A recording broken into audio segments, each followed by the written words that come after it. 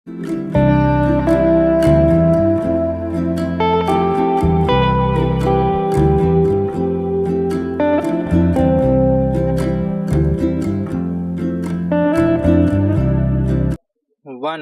To three start.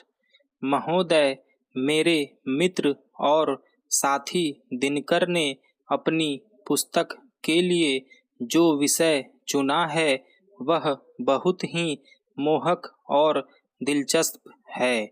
यह ऐसा विषय है जिससे प्रायः मेरा अपना मन भी ओतप्रोत रहा है और मैंने जो कुछ लिखा है उस पर इस विषय की छाप आपसे आप पड़ गई है।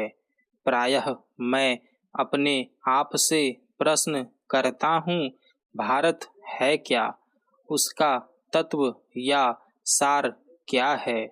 उसका अस्तित्व क्या है और उसका क्रमिक निर्माण हुआ है तथा अतीत और वर्तमान विश्व को प्रभावित करने वाली प्रमुख प्रवृत्तियों के साथ उनका संबंध क्या है।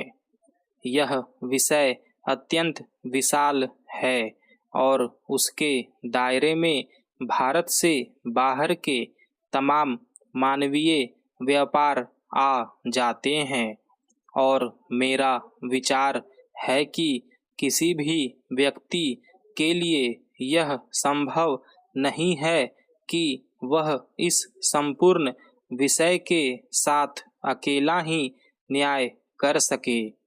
फिर भी इसके कुछ विशेष पहलुओं को लेकर उन्हें समझने की कोशिश की जा सकती है। कम से कम यह तो संभव है कि हम अपने भारत को समझने का प्रयास करें। यद्यपि सारे संसार को अपने सामने न रखने पर भारत विषयक जो ज्ञान हम प्राप्त करेंगे वह अधूरा होगा। संस्कृति है क्या? शब्दकोश उलटने पर इसकी अनेक परिभाषाएं मिलती है। एक बड़े लेखक का कहना है कि संसार भर में जो भी सर्वोत्तम बातें जानी या कही गई है उनसे अपने आप को परिचित करना संस्कृति है।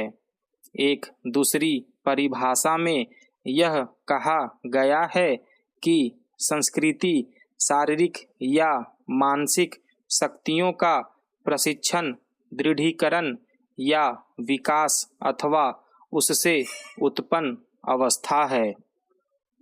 यह मन, आचार अथवा रुचियों की परिष्कृति या शुद्धि है। यह सभ्यता का भीतर से प्रकाशित हो उठना है। इस अर्थ में संस्कृति कुछ ऐसी चीज का नाम हो जाता है जो बुनियादी और अंतर्राष्ट्रीय है। फिर संस्कृति के कुछ राष्ट्रीय पहलू भी होते हैं और इसमें कोई संदेह नहीं कि अनेक राष्ट्रों ने अपना कुछ विशिष्ट व्यक्तित्व तथा अपने भीतर कुछ विशेष ढंग से मौलिक गुण विकसित कर लिए हैं। इस नक्शे में भारत का स्थान कहाँ पर है? कुछ लोगों ने हिंदू संस्कृति, मुस्लिम संस्कृति और ईसाई संस्कृति की चर्चा की है। ये नाम मेरी समझ में नहीं आते। यद्यपि यह सच है कि जातियों और राष्ट्रों की संस्कृतियों पर बड़े बड़े धार्मिक आंदोलनों का प्रभाव पड़ा है। महोदय, भारत की ओर देखने पर मुझे लगता है जैसा कि दिनकर ने भी जोर देकर दिखलाया है कि भारतीय जनता की संस्कृति का रूप सामासिक है और उसका विकास धीरे धीरे हुआ है। एक ओर तो इस संस्कृति का मूल आर्यों से पूर्व मोहनजोदड़ो आदि की सभ्यता तथा द्रविड़ों की महान सभ्यता तक पहुँचता है। दूसरी ओर इस संस्कृति पर आर्यों की बहुत ही गहरी छाप है, जो भारत में मध्य एशिया से आए थे। पीछे चलकर यह संस्कृति उत्तर पश्चिम से आने वाले तथा फिर समुद्र की राह से पश्चिम से आने वाले लोगों से बार बार प्रभावित हुई है। इस प्रकार हमारी राष्ट्रीय संस्कृति ने धीरे धीरे बढ़कर अपना आकार ग्रहण किया। इस संस्कृति में समन्वय तथा नए उपकरणों को पचाकर आत्मसात करने की अद्भुत योग्यता थी। जब तक इसका यह गुण शेष रहा, यह संस्कृति जीवित और गतिशील रही, लेकिन बाद में इसकी गतिशीलता जाती रही, जिससे यह संस्कृति जड़ हो गई और सारे पहलू कमजोर पड़ गए।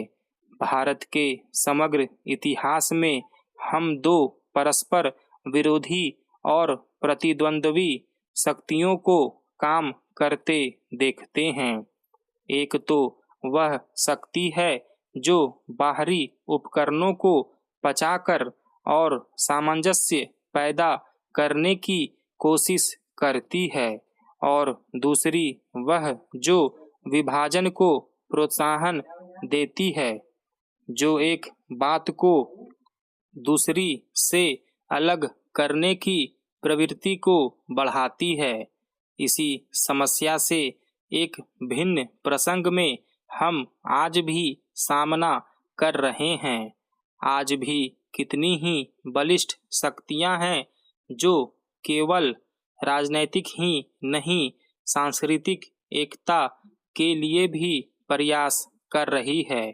लेकिन ऐसी ताकतें भी हैं जो जीवन में विच्छेद डालती है, जो मनुष्य के बीच भेदभाव को बढ़ावा देती है।